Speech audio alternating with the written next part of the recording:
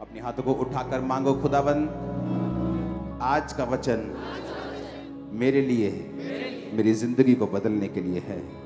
इन Jesus name आमीन। ऊंचा ये आशीष आपकी है चर्च। पूरी दुनिया में जहां जहां क्रिश्चियंस लोग हैं, जहां जहां परमेश्वर के नाम को आज सेलिब्रेट कर रहे हैं, उन सबको, सब ब्रांचेस को, सब डिनोमिनेशंस को, सब क्रिश्चियंस को मेरी तरफ से हैप्पीएस्ट क्रिसमस, मैरी क्रिसमस। आज हम प्रभु यीशु मसीह के जन्म को मना रहे हैं। कुछ जगह पे उसे रिलीजियस तौर पे मना रहे हैं कि आज से 2000 साल पहले प्रभु यीशु मसीह का जन्म हुआ था, और वो मना रहे हैं। कोई डांस कर रहा है, कोई मना रहा है, कोई लंच कर रहा है, कोई डिनर कर रहा है। लेकिन परमेश्वर का मकसद सिर्फ यही नहीं है।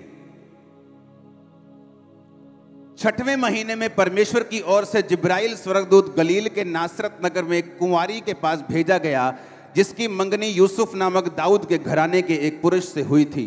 उस कुंवारी का नाम मरियम था। स्वर्गदूत ने उसके पास भीतर आकर कहा, आनंद और जय तेरी हो, जिस पर ईश्वर का अनुग्रह हुआ है।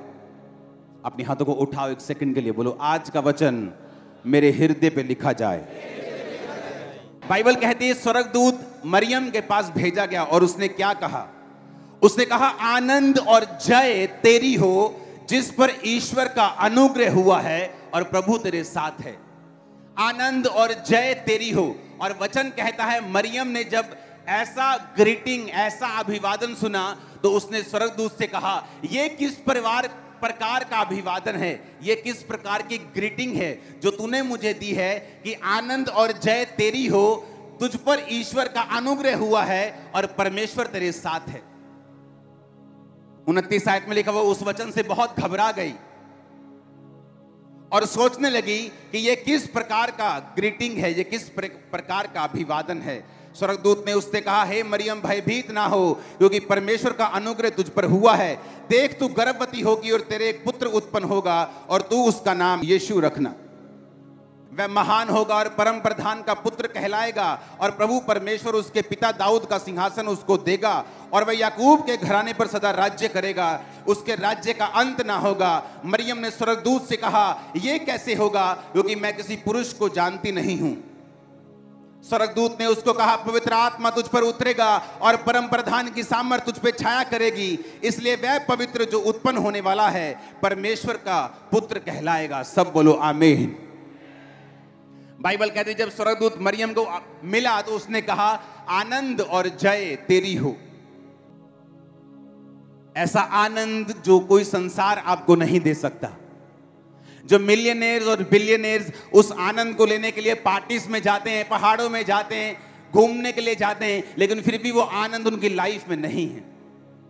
लेकिन स्वर्गदूत ने कहा, मरियम, आनंद भी तेरा है और जय भी तेरी है, क्योंकि हर एक व्यक्ति आज जय को और जीत को चख नहीं सकता। कोई पैसे में जीत चुका है, लेकिन अपने परिवार में हार चुका है। उसका बेटा उसके साथ नहीं है, उसकी वाइफ का मुंह उधर है, वो जीत नहीं है, वो एक अधूरी जीत है। लेकिन उसने कहा, मरियम, आनंद भी तेरा होगा और जय भी तेरी होगी, और परमेश्वर का अनुग्रह तुझ पर हुआ है। पता है क्यों? क्योंकि तेरे अंदर जीसस क्राइस्ट आ चुके हैं, तेरे गर्भ में परमेश्वर हैं। जिन लोगों को लगता है कि ये वचन सिर्फ मरियम के लिए बोला गया, आज मैं आपको वही गुड न्यूज देना चाहता हूं कि यह वचन सिर्फ मरियम के लिए नहीं बोला गया, हर एक उस विश्वासी के लिए बोला गया जो जीसस क्राइस्ट को अपने अंदर लेके आएगा और उसको अपना उद्धारकर्ता ग्रहण करेगा। तो स्वर्गदूत आपको भी बोलता है, आनंद भी तेरा होगा और जय भी तेरी होगी, क्योंकि ईश्वर का अनुग्रह तुझ पे हुआ है। आमीन मेरे को ऊंचे वाला चाहिए चर्च। आपको क्या लगता है कि परमेश्वर का मकसद यही है कि वो क्रिसमस वाले दिन आपको सेलिब्रेट करता हुआ देखे, सिर्फ कि लोग आए और सेलिब्रेट करेंगे जीसस क्राइस्ट इनका, ईसाइयों का खुदा है जो आज से 2000 पहले जन्मा था? नहीं, परमेश्वर ये नहीं चाहता कि आप सिर्फ उसके जन्मदिन को सेलिब्रेट करें।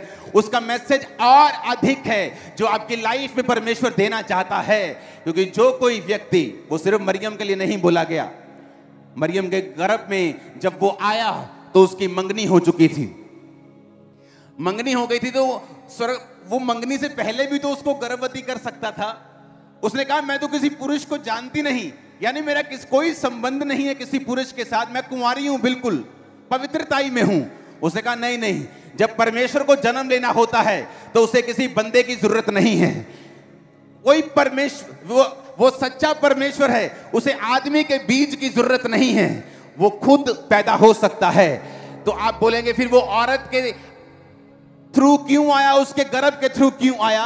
अगर वो औरत के थ्रू ना आता तो आप लोग जब जीसस क्राइस्ट क्रूस पे चढ़ाए जाते तो ये बोलते कि ये कौन सा असली इंसान है, ये तो प्रकट हुआ था, इसको तो दर्द थोड़ी हो रहा होगा, इसमें कोई मांस और लहू थोड़ी है, ये तो परमेश्वर है, ये तो चढ़ गया। इसीलिए उसको औरत के थ्रू आना पड़ा, ताकि आप लोग ये समझ सकें कि जो आप फील करते हैं, जिस दर्द को, जिस शर्मिंदगी को, जिस पेन को, जिस दुखी होने को, जिस अकेलेपन को, जीसस क्राइस्ट ने हर एक दुख को अपने ऊपर महसूस किया, क्रूस पर उसे अपने ऊपर लिया, आपके लिए पाप बना, मारा गया, गाड़ा गया और तीसरे दिन मुर्दों में से जी उठा और जीवित परमेश्वर के दाहिने हाथ बैठ गया।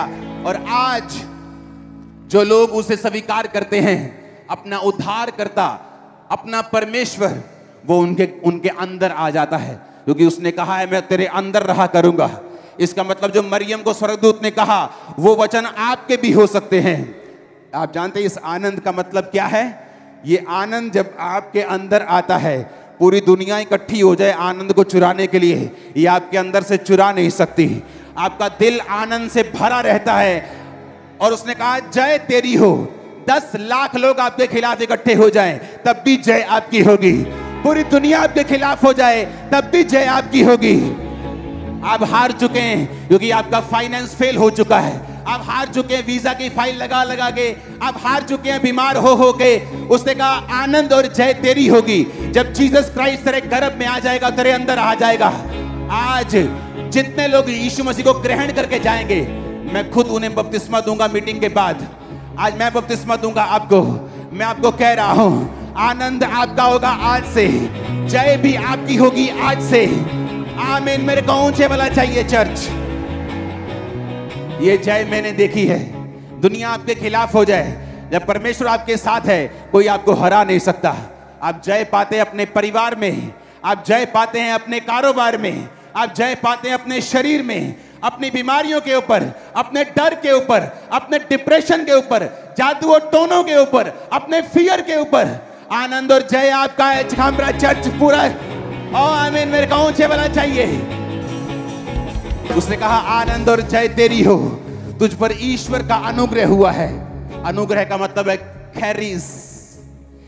यूनानी भाषा में अनुग्रह का मतलब है खैरिस, जिसका मतलब है divine influence upon the heart and reflection in the life. कि तुम्हारे दिल के ऊपर एक ईश्वरीय इन्फ्लुएंस होगा कि तुम जब बोलोगे तो जीवन जल का झरना तुम्हारे अंदर से बोलेगा। उसने कहा उसकी रिफ्लेक्शन तुम्हारे जीवन, तुम्हारी लाइफ पे होगी कि तुम जहां जाओगे वहां सक्सेसफुल होगे और तुम फेलियर नहीं होगे। और मेरे को आमीन ऊंचे वाला चाहिए। उसने कहा जब जीसस क्राइस्ट तेरे गर्भ में आएगा, आनंद और जय तेरी है। क्यों? क्योंकि यीशु मसीह तेरे अंदर आ चुका है। अगर आप पाप में हैं, यीशु मसीह को मान के भी पाप में हैं, आज तौबा कर लो।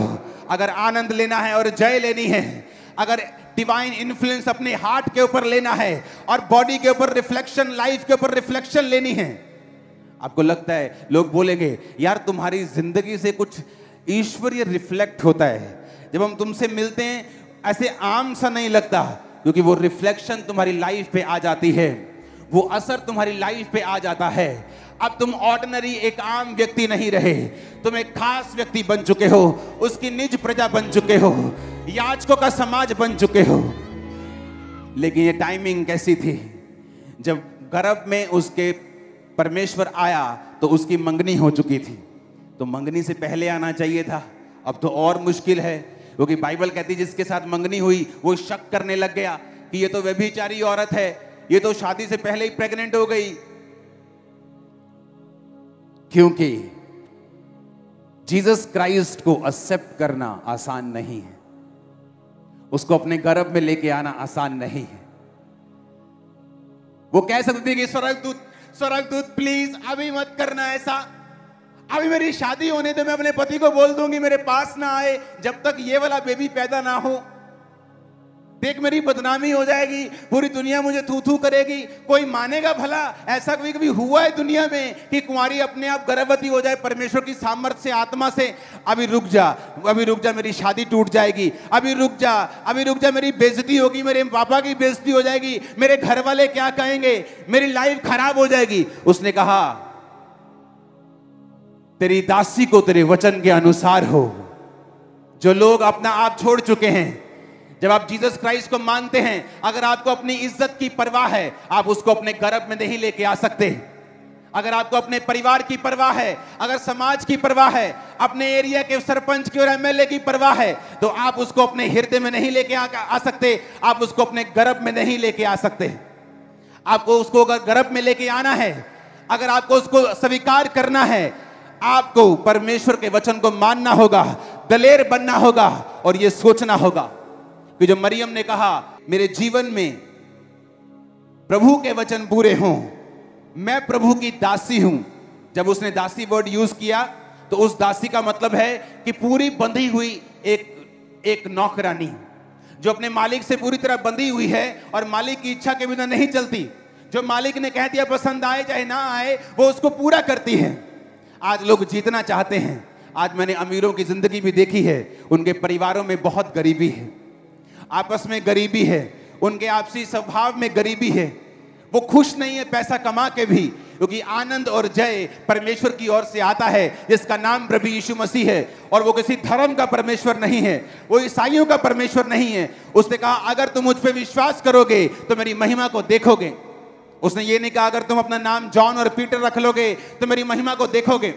उसने कहा मैंने तुम्हारे लिए जान दी, मैं मारा गया और गाड़ा गया और जी उठा। अगर तुम विश्वास करते हो मैं तुम्हारी जिंदगी में काम करूंगा। हालेलुया। उसने जीसस क्राइस्ट को एक्सेप्ट किया। अगर वो मना कर देती तो स्वर्गदूत उसके गर्भ को नहीं छू सकता था। उसने कहा ठीक है, मेरे जीवन में मैं प्रभु की दासी हूं, मेरे जीवन में परमेश्वर के वचन के अनुसार हो, यानी मैं सब कुछ सहन करने के लिए तैयार हूं। जब मैं जीसस क्राइस्ट को गर्भ में लूंगी, मैं सारे प्राइस पे करने के लिए तैयार हूं। वो जीवित परमेश्वर है, वो सर्वशक्तिमान परमेश्वर है, उसका एक प्राइस है, उसका एक मूल्य है। वो फ्री में तो है लेकिन ऐसा फ्री नहीं है जैसा आप समझते हैं। जब मैं परमेश्वर में आया तो मेरे रिश्तेदार जो आज बहुत बड़ी संख्या में चर्च में होंगे, बहुत से लोग बोलने लगे तूने अपना धर्म बदल लिया है, और लड़ने लगे एक दिन तू मसीह में छोड़कर तू हमारे धर्म में वापिस आएगा, पछताएगा। कभी बोलते तेरे पास्टर को पीटेंगे, कभी बोलते तुझे पीटेंगे। मेरी फैमिली ने मुझसे बात करनी बंद कर दी थी। रोज मेरे घर में लड़ाइयां होती थी। दोस्तों को मैंने छोड़ दिया था, कुछ लोगों ने मुझे छोड़ दिया और ज्यादा लोगों को मैंने छोड़ दिया।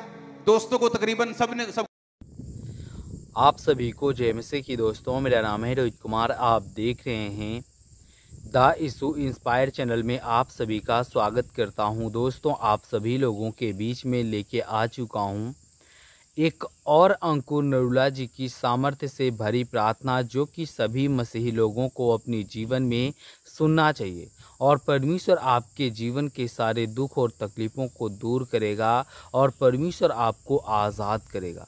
तो चलिए दोस्तों, आज मैं आप सभी लोगों को कुछ ऐसे प्रार्थनाएं बताने वाला हूं, कुछ ऐसे वचन के थ्रू मैं आपको बताऊंगा कि जिन वचनों को अगर आप पढ़ते हो तन और मन से, विश्वास से, तो प्रभु आपको हर एक बंधन से और हर एक दुख और तकलीफ़ से आपको आज़ाद करेगा और आप अपने जीवन में कभी भी निराश और हताश और परेशान नहीं रहोगे।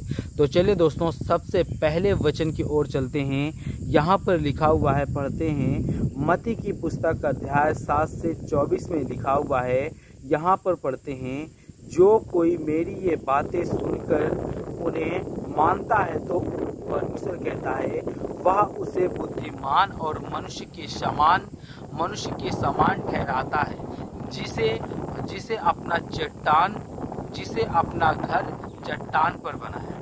मेरे प्रियो, यहाँ पे परमेश्वर का वचन कहता है जो कोई भी परमेश्वर इस बात को कहता है कि जो कोई भी मेरी बातों को सुन करके उस बातों को मानता है तो परमेश्वर कहता है कि वह बुद्धिमान है, वह बुद्धिमान है। और परमेश्वर कहता है कि जिसने अपना घर एक चट्टान पर बना रखा है। और जो कोई भी व्यक्ति अपने जीवन में प्रभु के वचन को सुनकर के भी इग्नोर कर देता है, तो प्रभु कहता है कि वो अपने जीवन में अपने घर को रेत के किनारे बना रखा है, नदी के किनारे बना रखा है। उसके घर में कभी भी आपदा और कभी भी समस्याएं आ सकती है। तो जितने मेरे मसीह भाई बहन हैं, मैं आप सभी लोगों से कहना चाहता हूं कि आप लोग विश्वास रखो, आप लोग अपने जीवन में परमेश्वर के वचन के तहत चलो। परमेश्वर आपको बहुत सारी समस्याओं से और बहुत सारी दिक्कतों से आज़ाद करेगा।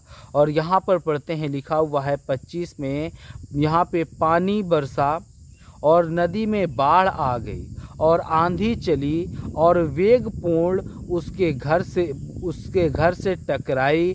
तब वह, तो यहाँ पे परमेश्वर कहता है तभी वह घर नहीं ढहा।